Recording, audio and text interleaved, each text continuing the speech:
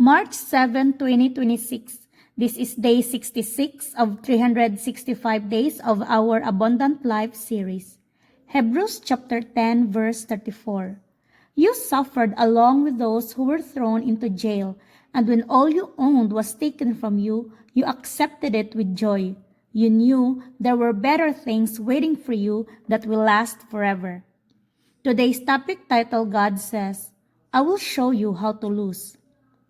Nobody likes to lose, and it can be hard to imagine that for my sake you could lose what you value and that you could accept that loss without complaint or resentment, but with joy. There's only one way that can happen. The secret to being able to lose what is precious to you and still have joy is knowing that there are better things waiting for you that will last forever. Do you know deep in your soul that what I have prepared for you is really better? Will you nurture that belief by relishing my promises of inheritance, reward, responsibility, glory, joy, abundance, intimacy, and peace? As you do, you'll find that you can live free from the fear and greed that could have kept you chained to security, safety, ease, and comfort. You'll be able to lose knowing that because of all that awaits you in my presence, you will not lose out. For today's reflection, I can relate it to a message and a song that I will be sharing in a bit. So as for the message, it says, a bird sitting on a tree is never afraid of the branch breaking because its trust is not on the branch but on its own wings. Marelate ko siya sa message for today na when God says, I will show you how to lose. In life, everybody wants to win. It's natural for us, nobody wants to lose. We all want to win in life. But then, no matter how we prepare or plan in winning in life, there are a lot of external factors that can really affect our plans. And in the end, it's always God's plan that will prevail. So we have to accept na ganyan talaga ang buhay. May time na we win and there are also time we lose. But in times na we are on the losing end, God will give us the strength to overcome it and come back stronger. So that's how our faith plays a big role on our on how we deal with life.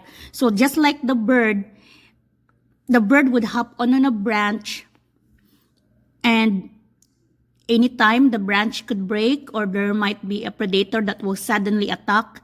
But then, because the bird's trust is not on the branch, its trust is on its own wings. So if the branch suddenly breaks or suddenly there's a predators attacking the bird on that branch, then the bird has wings. It could just fly and move on to another place. Ganyan tayo dapat, no? So our trust should be on ourself, and hindi lang, it's not just trusting our own self and having the strength to come back, because our wings is useless without the wind. And ang kanta kasi na Wind Beneath My Wings, di ba may kanta na You Are the Wind Beneath My Wings. That song kasi means we have this very crucial support system. There is an unseen force that lifts us up and enables our success, and that is God. That is our faith in God.